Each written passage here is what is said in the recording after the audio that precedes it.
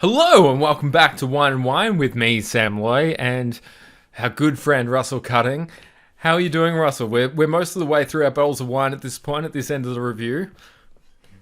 I am tingling in anticipation for the most delightful, effervescent part of the spoilers. I That think of we're both feeling quite multicolored artifacts multicolored and at this lands. point. We're I having a see good many time. visions. Yeah, it's good. And part of it is how good these cards are. This set, honestly, I'm living for it. I think It's it's great. I think really, it's great. yeah, I also really like that when we're noticing good cards, we think they're actually going to get played, which is yeah. fantastic. It's a Well, at nice least place to be. hoping, Reminds You me of gotta, Magic. Um, yeah. yeah. All right. So multicolored and colorless for us today, and there's not too much colorless in this set, so it's going to be mostly multicolored cards. However, the power level here is extremely high, so it's really hard for us to cut to 5 cards. We have a Yeah. very long honorable mentions list here. If you guys haven't seen the rest of what we've done so far, please go all the way back to the start where we have cycles and an intro to the set, and then make your way through the colors, or don't, as you see fit. It's up to you. It's your life. Yeah. And Take your pick. we'll see you here at the end again. However, this is actually a mechanically very interesting card, which is our first and only, I guess, day-bound, night-bound Planeswalker, which is, Yeah. we've had day-night Planeswalkers before, but this is our first day-bound, night-bound Planeswalker. And it is Arlen the Pax Hope / Arlen the Moon's Fury. Fury. And surprisingly, unlike any of the other cards we've seen before, you actually may be casting some stuff about the moon being angry or whatever. Yes. So, Russell, what do you think?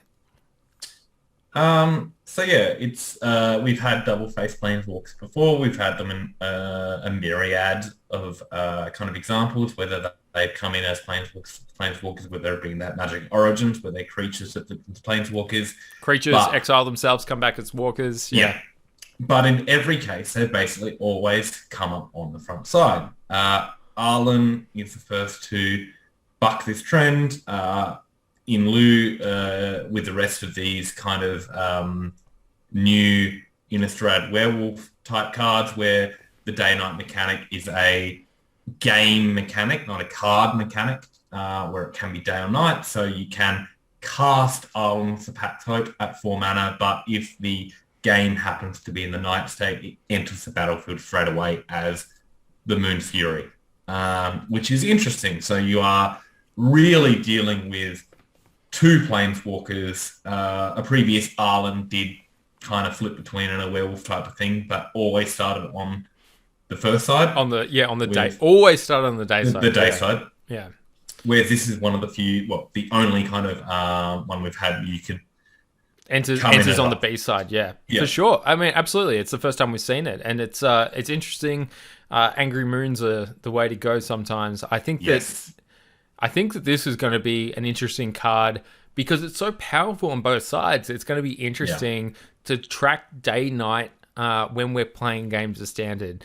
And I think that having a card like this exist in the format is going to sort of give you the incentive the same way the companions did to look outside of the game state, but look a little bit that extra step beyond the game state to like, oh, is it day or is it night?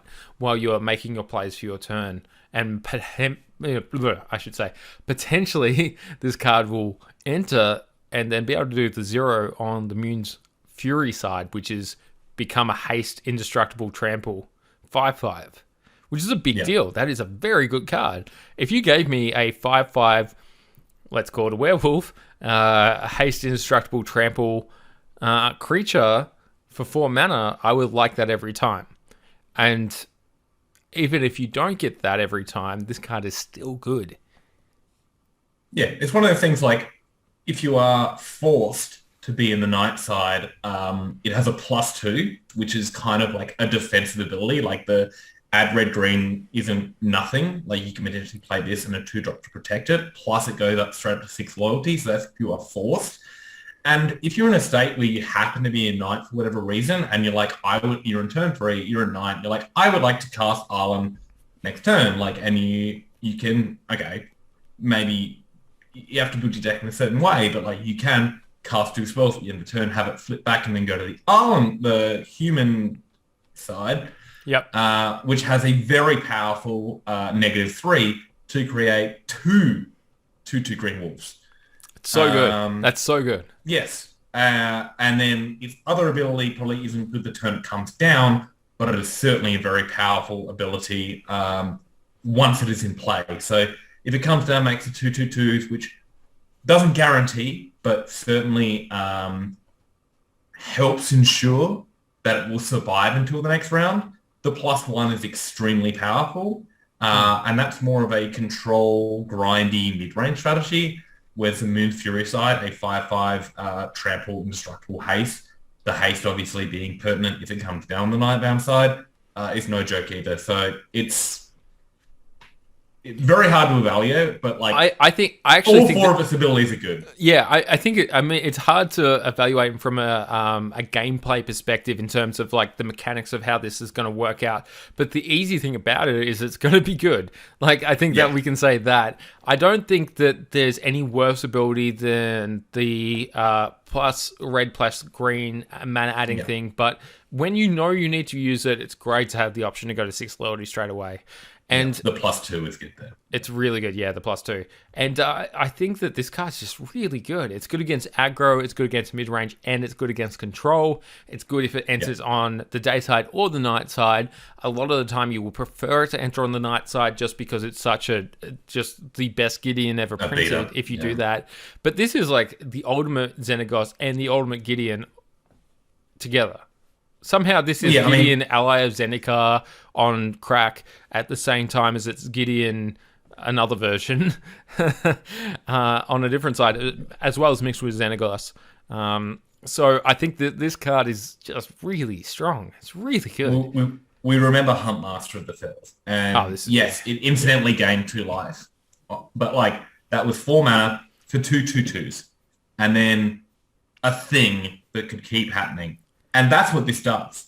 This has that Huntmaster, 2/2/2s, and a thing that can keep happening turn after turn and provide stress. Yeah. And the +1 is certainly better than gain 2 life. Obviously, don't get it immediately, but it should survive until the next round. And then, good card. It's really good. But it doesn't seem utterly bullshit. Like, it's not a completely crass over the top planeswalker. There's no game-winning broken ultimate. I'm gonna make a bold prediction. People are gonna be complaining about this card. Oh, for sure. No. It's like, no, it does so much. It does so much, you idiots. Yeah, every ability is good and all the rest of it. I think that this is the. It's very hard for me to remember which planeswalkers are surviving rotation, especially given how few cards got played from the last year, and that will get played now. But I would say that this is, even odds to be the best planeswalker in the format. Planeswalkers have barely been playable for quite some time. I mean, we've had Royal Well, we did have War of the Spark, so fair enough. No, that's rotated. I understand that, but we've had Royal Scions, which in my opinion is one of the best planeswalkers, one of the best designed planeswalkers. It's something I play in 7-point Highlander that has not been played in Standard. It's an entire time, right?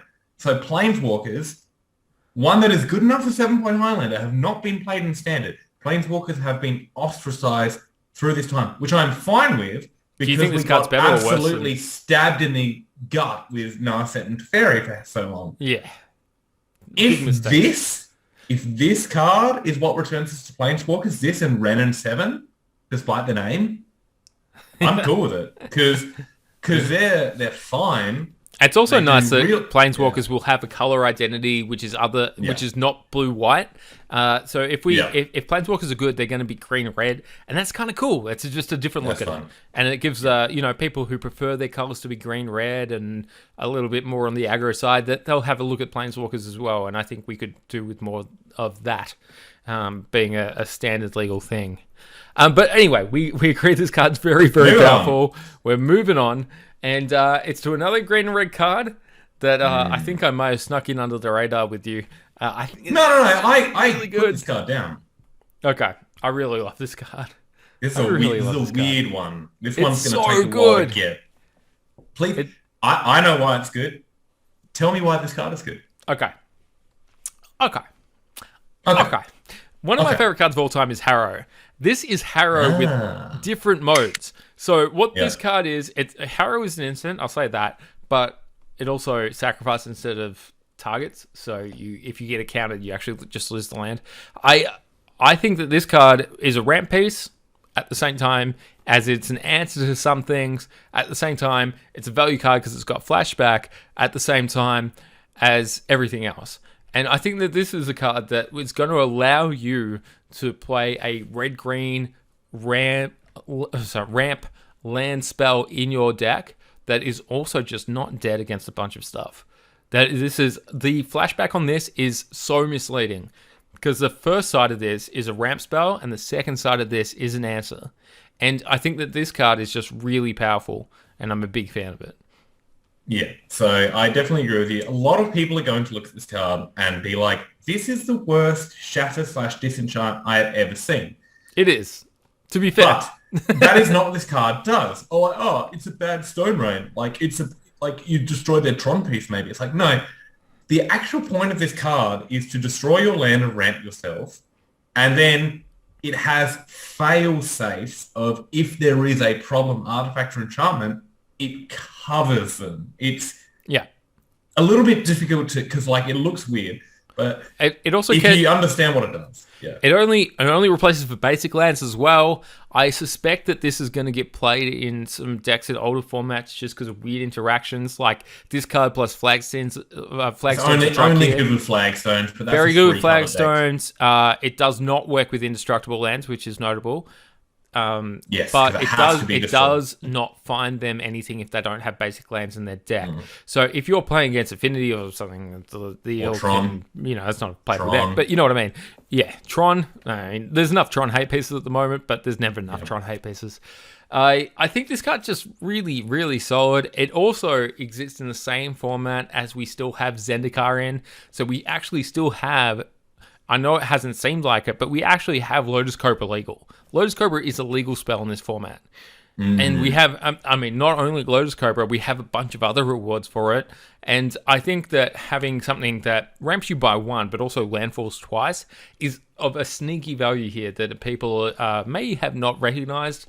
Maybe they have, and good on you. There's, I can't remember what it's called, the 6-mana elemental that makes tokens and bumps tokens for landfall. Oh, the +5/+5 or whatever, the 5/5 guy. Yeah, that thing's really good. Yeah. That thing's really good. Hasn't been seeing standard play, so if anyone's forgotten about these cards, Felidar Retreat as well. If people are forgetting that these cards exist, this card is going to reward all the landfall stuff as well as being one of the better 3-mana ramp spells we've ever seen. Yeah, big fan, huge fan. It's a super weird card that a lot of people are... Very strange card. If you are not familiar with like how these extreme... This is a corner case card. It forces corner cases. It forces you to think in different ways than what a lot of Magic has been in the last few years. If you have been playing for quite a while, you will recognize what this card can do. It took me a couple of reads. The first pass I saw it, I'm like, what is going on with this card? And then Harrow popped into my head. I'm like, oh, it's Harrow. And I'm like, wait a minute. Is Harrow with flashback? It's and I'm like, wait a minute. Is Harrow with flashback, but also can answer problems? Yeah, I'm very high on this Good card. Yeah. I'm very high on this card. If the pre-order price is low enough, I will be buying these. I think this card's really good. Really interesting. So nice, weird little card that makes you think, and that's what I'm all about. Next one. Fantastic. Yes. They've done such a good job with the non-creature spells in this set. Yeah, they love me as much as I love them. I knew with Wizards that would eventually see me. It would eventually see me. Finally, I'm saying. Come to me, my children. This card is very near and dear to my heart. As a lifelong supplicant to gifts ungiven, this reaches deep into my soul and replaces what gifts ungiven has taken away from me. Faithful Mending, kind of like Faceless Looting, but completely different colors, but gains you life. But what? Yeah, so this is more. So this is sort of a hybrid card between Thrill Discovery and it's like Thrill Discovery made with Faithless Recovery, and then like just Faithless Looting, as well as it's a bunch of cards we've seen before all mashed together. It's Faithless Looting, but you gain 2 life and it's in different colors. That's what it is. But it costs 2 to start with. I mean, mechanically it is Faithless Looting, but at the same time it's instant speed, and then at the same time it's got it only discards the cards if you cast it, which I guess is the same as Faithless Looting, but it's so many of the upsides of some of the other cards that they've printed. This existing in the same format as Thrilling Discovery is really interesting to me, because one is red-white, this one is blue-white, and then, we all know that Jeskai likes to be a thing if it can. And the potential for there to be some sort of shenanigans going on here, while I'm still not entirely over the whole format that we're going to have, I think that there's going to be something. Unburial rights. Yeah, it's not legal. But in older formats... Modern. We've got... I mean, historic. We've got... Well, historic and modern. We've got Priest of the Fell Rights, which is the white. Yeah, I guess you can just play this in the Persist deck. So you can play. Not Persist. I'm talking about Reanimator. I'm talking about gifts. I'm talking about packages involving value. No, I mean the card Persist, not the mechanic. Oh yes, with the card Persist as well. Yeah. Doesn't need to be Persist. It can be with whatever. But literally just also the card Unburial Rights. It has a lot of value. I think Esper Reanimator, Esper mid-range value, gives given Unburial Rights type decks. That was a deck that I played a lot, and this is exactly the card that extremely bad deck was always missing, and I will be rebuilding that deck and losing with that deck a lot. Gaining 2 life is no joke, and Flashback gaining 4 life is no joke for card selection. If you are discarding this card with other things, it's a good card. It's a great balanced, quote unquote, basis looting, and Historic already has basis looting, and now we have this as well. So yep, fantastic. Yeah, I can't agree more. This card's just dope. Big fan of it. The fact that it's got Flashback is amazing. So it costs 2, which is a strain. Because basis looting is turn 1. I think that it's got the 2 cost on the front side is an upside for slower Reanimator sort of strategies, and because it has the extra abilities because of it, and it is instant speed because of it, and it does gain 2 life because of it. I think in the decks that you like to play, I think this card's going to be very good. And because you can hold up Memory Lapse in this, so you can be like, I have Memory Lapse up, and I have this. You do nothing. All right, I do this. You do something, I Memory Lapse. It's very cool. We're about this card. It's not quite faithful flipping, because that card is snapped in half, but this is bending towards breaking point, I would say. I think that this card also is a huge flavor win to me, simply because there's 12 candles, and if you know your numerology between 12 and 13, that makes sense. And it's they're just being nice. And one of the sets where the theme works for being nice. You can only truly be nice in a set where everything is going this poorly. Big fan of it. Yeah, it's an awesome card. Rite of Harmony. Yes. So this is a Russell request. So I'm going to talk you up on this one. Yeah. I had to talk you up on this one. What is it? One with Nature, the Kamigawa card. Glimpse of Nature. Glimpse of Nature was a card that has been banned in Modern and sees Extreme play in Legacy Elves, which costs 1 green and is a sorcery and only triggers with creatures. So, and draws you cards. That is a engine card. It is pretty busted. Later on, we had Beck and Call in the Return to Ravnica series that cost blue and a green and kind of did Glimpse of Nature and sucked. This one is a little bit different. It still might betray me. It still might absolutely string me up, but there are some marked differences. It is in green-white, which is more the token producing colors. So there is something there. It is an instant. It counts enchantments as well, and it has flashback. So, and the flashback cost isn't too extraneous. So there are some pros and cons on this one. What really made me enticed by this one is the Kaldheim card, which will remain in rotation, Battle of Betrogard, which was a saga, a rare saga. It cost 1 white and a green. Chapter 1, you make a 1/1 human warrior. Chapter 2, you make a 1/1 green elf. Chapter 3, you choose any number of artifact or creature tokens you control with different names and create a copy of it. With this card, because it's an instant, you can cast it in response to that trigger, draw those 2 cards, and then continue with your turn. So I think there might be something here. There is also rune cards from Kaldheim, which can do some funky stuff with the Runeforge Champion and the Ghostman it's worth mentioning, Russell, just so it said that this also triggers off enchantments entering.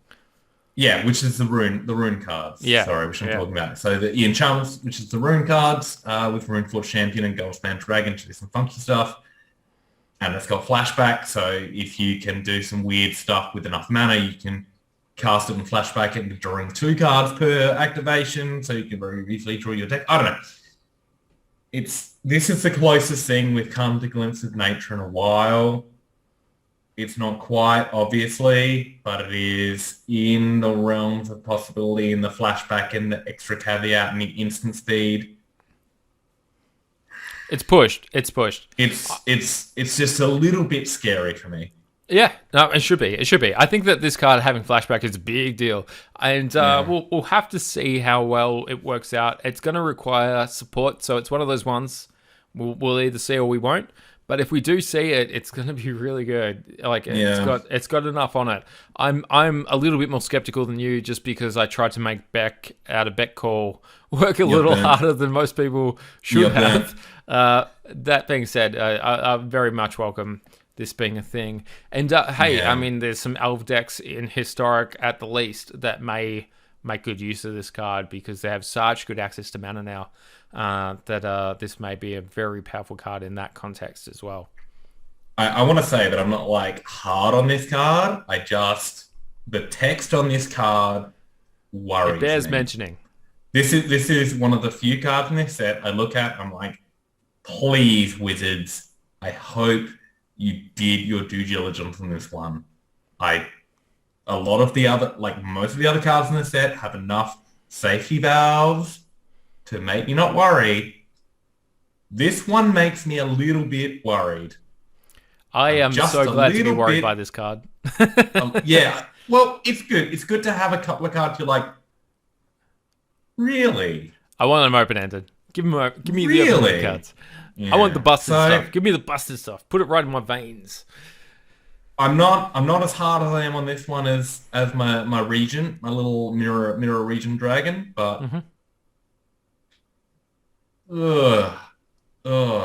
just gives me a bit of a shudder. So let's move art aside. Okay, this one's more fun. This one is so good. This is okay. So just I'm a clear out for this. I think that this Siphon Insight, this card right here, this is a card that people are underrating. This card is very good. Fools. This card is so strong. Okay, so here are some couple of indications about like why. I mean, I don't think anyone who doesn't think this card is good is being totally unreasonable. But like, I really believe in this. So you look at the top 2 cards and you exile one of them and you can play it. Okay, and you don't have to play it right now. You can play it whenever you like. This is an instant. It's basically think twice, except steal cards from your opponent. More or less is what we're doing here. You get that standard clause that we've been getting with cards of this ilk, where you can cast these spells if they had mana of any cost. But what this really strikes me as is a card that allows me to play my opponent's deck and allows me to play nearly creatureless control.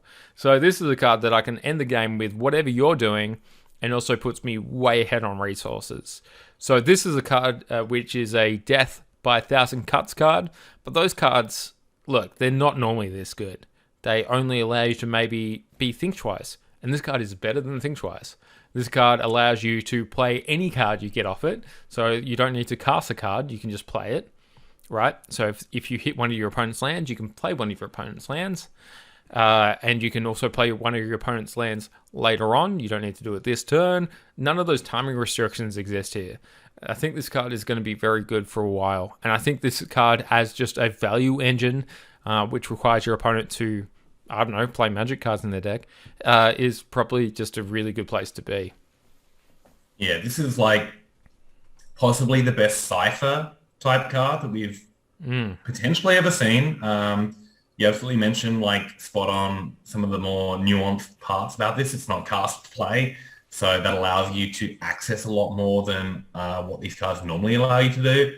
And this is a card that scales quite well in higher powered formats, so it does go backwards. It might see some standard play because it is extremely powerful. It goes back quite well. And again, one of the formats I play almost exclusively, 7-point Highlander, involves a lot of tutors and high-powered singletons. If your opponent does something like Vampiric Tutor or Mystical Tutor end of turn, you siphon them, you get their target, and absolutely wreck them. Basically 2-for-1 them. The flashback is extremely cheap. It's a 2-for-1 in some of the best of ways, and it gets more busted the more busted your opponent is trying to be. I mean, it's just super strong against mid range. It's super strong against mid range, and it's very strong against aggro. One of the least understood things about aggro decks is that they don't do well of creatures against the same size, right?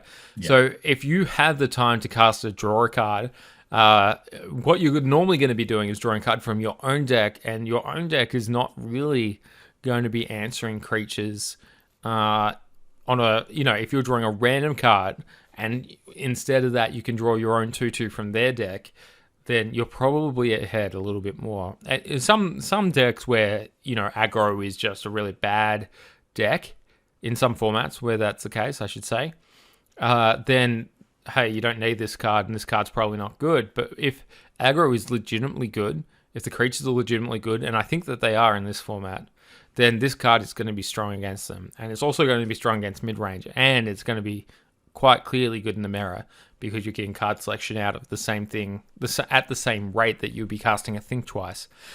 Being able to hit the lands out of this as well is just kind of dumb. Like, this card is very good. I see myself playing a lot of this with Expressive Iteration in the same deck and just not playing many creatures. Just not playing many win conditions at all. Yep, you can't miss, and that's the most important part about this card. It literally can never miss. They can't miss. They cannot miss. Yeah. They just need to be played in a deck, and you'll get it. So yeah, I think we're pretty high on this card for our devious ways. Yeah, I think this is a good one for us to be a bit different from everyone else. I've seen some reviews of this which has not been as strong. We're both really high on this, so yeah. Enjoy it while it's there. Exactly. Gosh, the honorable mentions, my God. Honorable mentions. So this is the last honorable mentions and the end of the series. So thank you for sticking with us the whole time, and we really appreciate it. This is quite a long set of cards. I think that most of them are quite powerful on their face, which is why they didn't enter, our mentions over cards like Ciphered Insight. Florian, quite clearly a strong card. I think future standard. It's a vampire that can give you card advantage, but I'm not quite sure that the vampire setup is quite there, but it is quite a strong card. I think once we get Crimson Moon, we'll have its chance to shine. Yeah, I think to me the card there's just on a base power level is pretty good. I think the stats sort of speak for itself. Demic was a card that I hate. I hate this card, but it's a very, very good hate bear that has a B-side as well. It has a flashback as well as being a good hate bear on the front side. I think this card's going to get played in a lot of formats.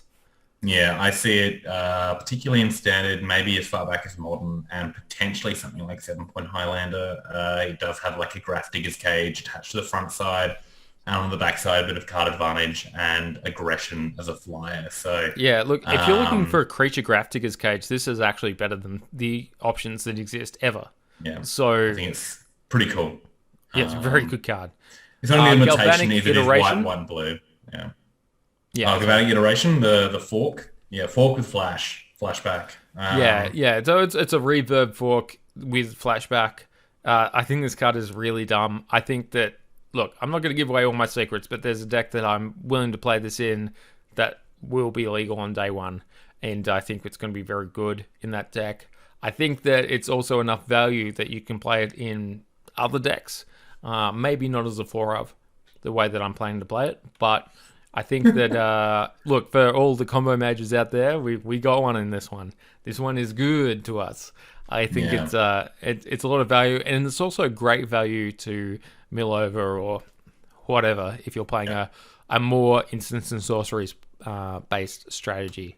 So extremely cheap, extremely effective. Ghoul Caller's Harvest, again, a flashback card. This one is more a shout out to all my Dredge players, both in Modern and 7-Point Highlander. It's more of a card that requires a lot of setup and a deck built around it. The fact that it can be cast from hand, or if you instantly mill it in a dedicated self-mill deck with a flashback cost to provide you with a lot of power and toughness, I think brings it intrigue. I've had people in groups that I'm in involving Dredge and 7-Point Highlander kind of point this card out and talk about it, so there is a bit of interest behind it. I don't really seeing much standard play, but it does more pull itself towards the older formats where you can build your deck more fluidly around it and cheat with it a little bit more. all right, next up we have Catilda Dawnheart Prime. This is more my card as well, isn't it? Yeah. Yeah. Cryptolith Right was a very good card in Standard when it had its time. Obviously, it was more built around its deck. The Innistrad theme is often human heavy, and we have had human spring up as a large creature type in the last few sets. We have a 2-mana creature that is both a Cryptolith Right and a Gavany Township on a card. That is pretty hard to ignore. It's not quite a Cryptolith Right because the mana produced can only be the color of the creature that it is being produced from. But in a swarm strategy, particularly when you've got a token producer that produces green-white humans for 2 mana as well, isn't to be ignored. So I think that this will certainly see a place in Standard, but I don't really see it pushing itself into anything older. But I would not be surprised if a deck built around or built with Katala became apparent in the new Standard format. Okay. Old stick fingers. Oh, stick fingers. Oh, stick fingers. Maybe one of the better names we've had. This card is a good enabler for a strategy that wants it, but mostly it's here so I can say, oh, stick fingers. Which, here we are doing that. Now I'm looking at it. I think that the card's fine. It's good. It's good for a graveyard-based strategy, and it will find its way into those as a outlet to get more cards into the graveyard at a higher mana value, but perhaps not the chief means of doing that in the deck. But stick fingers.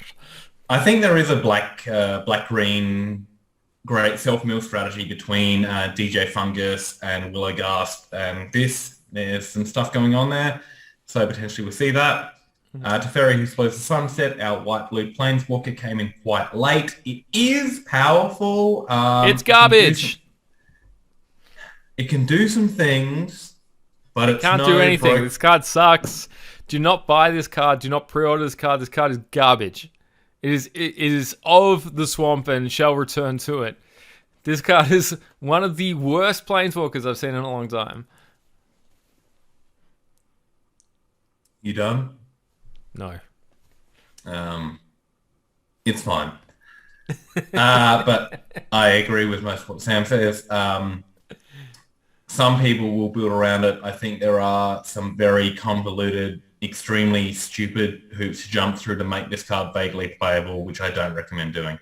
It may as well be a banned card, right? I think it's like a banned card. There is a banned deck with the Celestis and a couple of other stuff that do Yeah, things. I actually I won't say that's unplayable. It's gonna look if you're pre-ordering this for $20, wait until it's $3. Like, Yeah, it's very specific. I think Yeah. it has no reach into older formats, and I think it has a niche in the upcoming standard format, but I would not consider it a staple thereof. Yeah. I might be wrong, but I've got a pretty strong opinion on that one. Yeah, and I have a stronger one. Lovely, I can see that. Tovolar, Dire Overlord / the Midnight Scourge might have taken Arlen's place, but I liked the Planeswalker Flippy Floppy a little bit better. This is one of the best payoffs for the red-green werewolf deck, which is prevalent in this set. It has the Ophidian effect on your werewolves and makes them big and buff, and is very, very aggressively costed for a rare as good, well. Right? Yeah, it's extremely strong. And then the Celestis, which is not a multicolor card, it is an artifact. The fact that it is a mana rock it is one of the few ways that you can proactively flip between day and night, and it has some card filtering attached to it. It bears mention, there is some interaction with Teferi, but at the same time, it is one of those things where you can decide to change night or day. So when the set is so focused around it, I don't think it's good, but as a 3-mana mana rock, it's got a lot more upside than they usually have. We're never getting a 2-mana mana rock again. We're never getting that. And this is the 3-mana mana rock that does a lot more. So no, you're right. Absolutely correct. Absolutely correct there. No, I totally agree. Yeah. Well, okay. Anyway. I think that's it. I think we've recorded everything we need to record, and you guys have heard from us enough. Thank you so much for joining us on this adventure, which is a first look at Innistrad Midnight Hunt. Did I get that right? Yes. Midnight Hunt. Okay.